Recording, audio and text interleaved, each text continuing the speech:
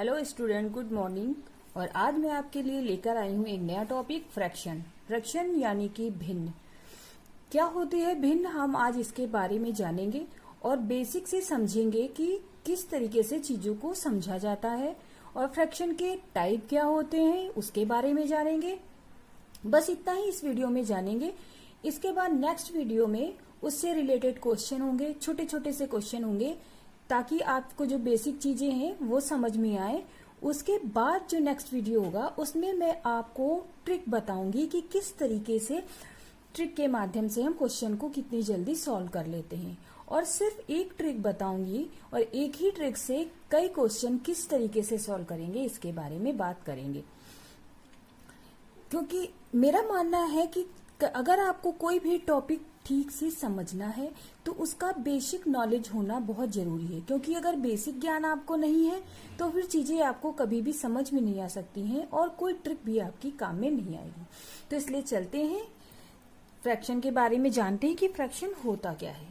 देखिए, फ्रैक्शन जो होता है वो इस रूप में हम संख्या को जब लिखते हैं तो ये हमारा फ्रैक्शन कहलाता है। जैसे कि 2/6 हो गया, ये 3/2 हो गया या 4/5 हो गया। इस तरीके से जब हम नंबर को लिख के दिखाते हैं तो वो हमारा फ्रैक्शन कहलाता है। फ्रैक्शन में एक तो होता, ऊपर वाले पार्ट को हम कहते हैं अंश यानी कि न्यूमरेटर, और नीचे वाले पार्ट को हम कहते हैं हर यानी कि डिनोमिनेटर। तो जब हम किसी चीज को अंश बटे हर के रूप में लिखते हैं तो वह हमारा भिन्न कहलाता है। या हम कह सकते हैं कि न्यूमरेटर, अंश को क्या कहते हैं? अंश को कहते हैं न्यूमरेटर, और हर को क्या कहते हैं? डिनोमिनेटर। तो जब हम किसी चीज को अंश बटे हर के रूप में लिखते हैं तो वह संख्या हमारी फ्रैक्शन यानी कि भिन्न कहलाती है। भिन्न को हम हमेशा P/Q के रूप में लिखते हैं। और एक चीज याद करने वाली है कि Q हमारा 0 नहीं होना चाहिए कभी भी। क्यों 0 नहीं होना चाहिए ये मैं अभी बाद में जब आपको फिगर से समझाऊंगी तब मैं बताऊंगी कि Q = नॉट 0 क्यों नहीं होना चाहिए। तो आइए देखते हैं। सबसे पहले जैसे कि कोई भी चीज होती है, हम कोई भी शेप ले लेते हैं। मान लीजिए हमने ले लिया सेब, और सेब के हम बराबर बराबर भाग कर देते हैं। भाग छोटे बड़े नहीं होने चाहिए, सेम साइज के पार्ट होने चाहिए। तो हमने अगर किसी भी सेब के सेम पार्ट कर लिए, सेम पीसेस कर लिए काट के, तो जो टोटल पीस होते हैं यानी कि नंबर ऑफ पीस, जितने सारे पीस होंगे वो टोटल पीस हमारा क्या होता है? हर कहलाता है। टोटल पीस मतलब जो नंबर ऑफ है, टोटल नंबर को हम हमेशा नीचे लिखते हैं। और उसमें से जितने पार्ट की बात की जा रही है, मान लीजिए 3 पार्ट, उस पीस के जो आपने सेब काटा है उसके आपने टोटल पीस में से 3 पीस किसी को दे दिए, तो वो जो दे दिए वो वाला पार्ट आपका ऊपर हो जाएगा। यानी कि 3/, जितना भी, अगर मान लीजिए 10 पीस काटे हैं तो 3/10। इसी तरीके से मान लीजिए हमने ये फिगर ले लिया, एक सर्कल है और सर्कल में हमने इसके 3 बराबर भाग कर दिए। तो 3 जब हमने इसको बराबर भागों में डिवाइड कर दिया तो ये नंबर हमारा टोटल नंबर हम कहाँ लिखेंगे? ऊपर लिखेंगे।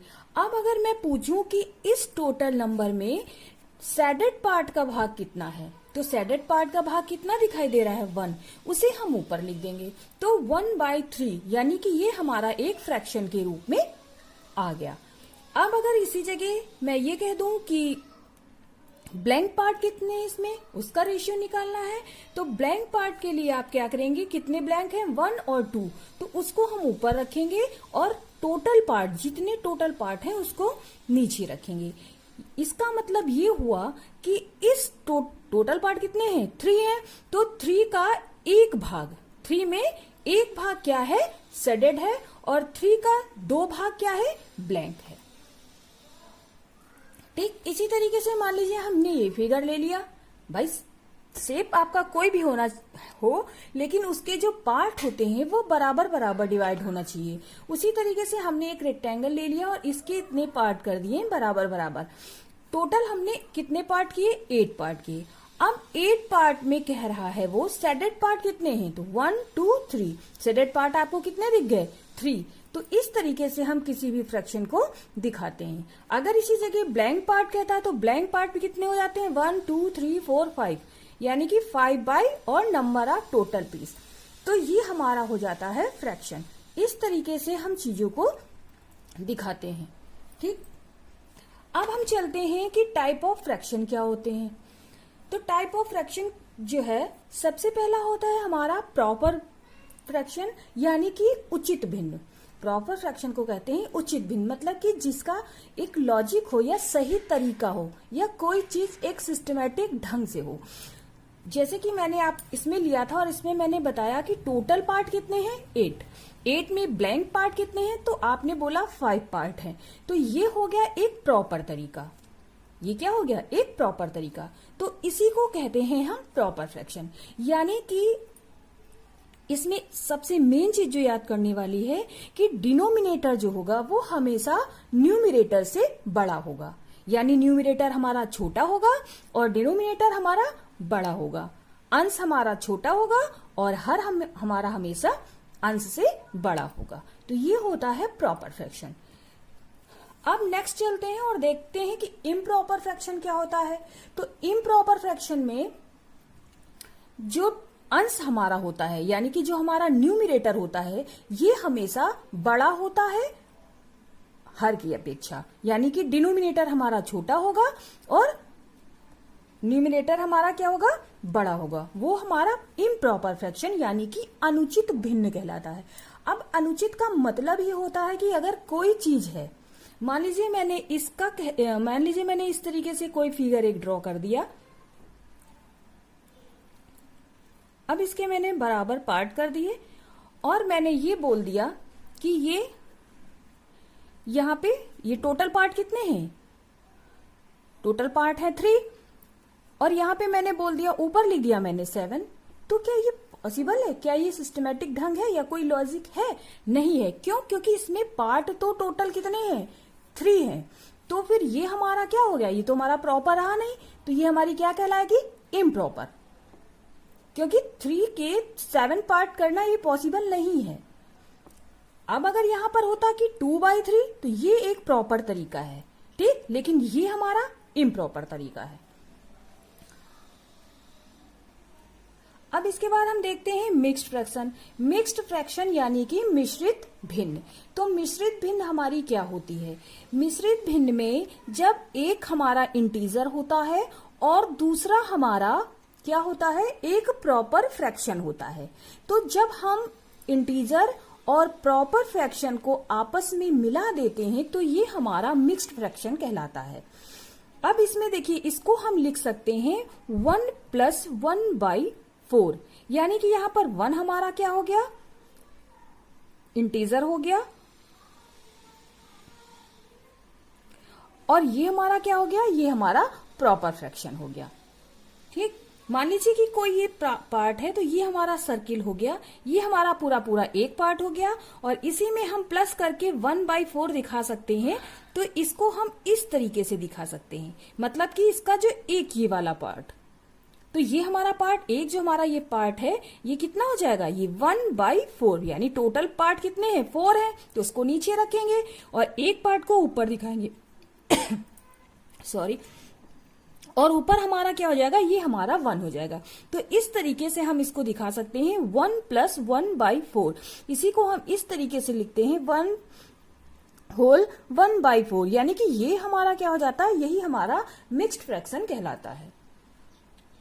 अब जानते हैं हमारा इक्विवेलेंट फ्रैक्शन क्या होता है, यानी कि समतुल्य भिन्न। समतुल्य भिन्न का मतलब होता है उसी के इक्वल, मतलब वो दिखने में भले ही अलग लग रहा हो लेकिन वो अलग नहीं है, वो बिल्कुल सेम वही चीज है।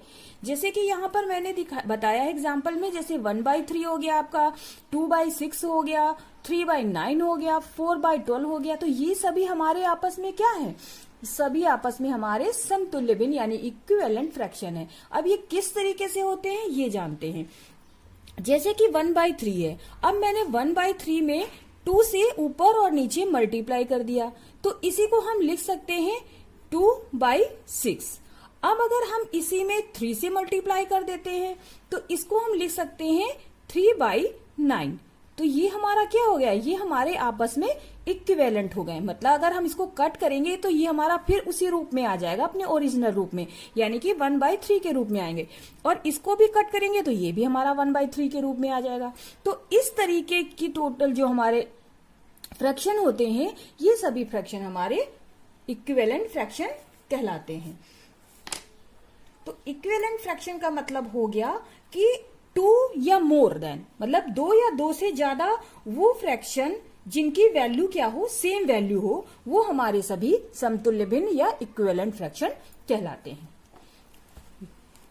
अब इसके बाद देखते हैं कि डेसिमल फ्रैक्शन क्या होते हैं। डेसिमल फ्रैक्शन का मतलब होता है दशमलव भिन्न, यानी कि डेसिमल में जो हमारा डिनोमिनेटर होता है वो हमेशा हमारा इस रूप में होगा, यानी 10, 100, 1000, इस तरीके से हमारा न्यूमिनेटर हमारा कुछ भी हो सकता है, लेकिन डिनोमिनेटर हमेशा 10 या 10 के अदर फॉर्म के रूप में होगा। मतलब कि डिनोमिनेटर इज 10r या हायर पावर ऑफ 10, मतलब कि या तो वो 10 हो या 10 की कितनी भी हायर पावर। हायर पावर का मतलब हो गया, जैसे कि मान लीजिए ये 10 की पावर 2 हो गया, तो इसको हम क्या लिख सकते हैं 100। 10 की पावर 10,000 हो गया, 1000 हो गया, तो इसको हम 10 की पावर कितना लिख सकते हैं 3। तो इसी तरीके से 10 की कितनी भी पावर हो, ये हमारा जो होता है डिनोमिनेटर में, न्यूमिनेटर में नहीं। न्यूमिनेटर हमारा कुछ भी हो सकता है, लेकिन जो हमारा डिनोमिनेटर है यानी कि हर है, वो हमेशा हमारा 10 या 10 की हायर पावर के रूप में होगा या किसी घात के रूप में होगा। तो ये हमारा क्या कहलाता है, डेसिमल फ्रैक्शन कहलाता है इस तरीके का। अब हम देखते हैं इसके बाद लाइक और अनलाइक फ्रैक्शन। तो हमारे लाइक फ्रैक्शन क्या होते हैं और अनलाइक फ्रैक्शन क्या होते हैं। तो लाइक फ्रैक्शन हमारे वो होते हैं जिनके डिनोमिनेटर सेम होते हैं, मतलब कि 2 या 2 से ज्यादा वो भिन्न जिसके डिनोमिनेटर यानी कि हर जो है वो आपस में समान हो, एक जैसे हो। अगर यहाँ पर 6 है तो यहाँ भी 6 होगा, यहाँ भी 6 होगा, यहाँ भी 6 होगा। अगर यहाँ पे 8 है तो यहाँ भी 8 होगा, यहाँ भी 8 होगा, यहाँ भी 8 होगा, यहाँ जितने भी हैं फ्रैक्शन, वो सभी के डिनोमिनेटर यानी कि हर जो है वो सेम होंगे, वही हमारे लाइक फ्रैक्शन होते हैं। अब अनलाइक फ्रैक्शन नाम से ही आप जान रहे होंगे, जो वर्ड ही दिख रहा है अनलाइक, मतलब कि जो बिल्कुल जो इससे अलग हो, यानी कि इसमें सारे फ्रैक्शन में क्या होता है, इसमें सभी के फ्रैक्शन के डिनोमिनेटर समान होते हैं, लेकिन इसमें जस्ट उल्टा होता है, यानी कि कोई भी डिनोमिनेटर आपस में मैच नहीं करता है, यानी कोई डिनोमिनेटर एक दूसरे से मिलता हुआ नहीं होगा, वो बिल्कुल अलग होंगे, वो हमारे अनलाइक फ्रैक्शन कहलाते हैं। मतलब कि जिनका जो हर है वो क्या हो, आपस में मैच ना करते हो, समान ना हो, वो हमारे अनलाइक फ्रैक्शन कहलाते हैं। तो ये था आज हमारा फ्रैक्शन से रिलेटेड टॉपिक, जो बिल्कुल बेसिक से मैंने बताया है, एकदम जीरो लेवल से, कि अगर आपको मैथ बिल्कुल नहीं आती है तो डरने की कोई जरूरत नहीं है।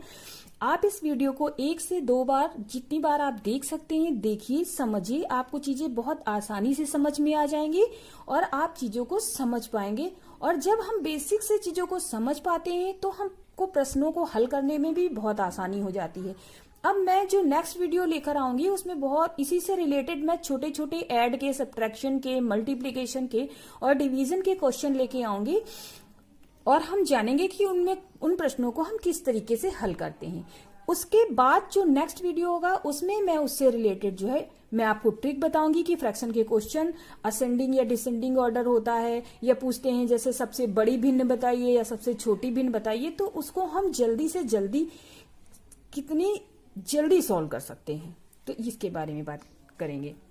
तो अगर दोस्तों आपको मेरा ये वीडियो पसंद आया हो तो प्लीज लाइक और सब्सक्राइब करना ना भूलें। धन्यवाद।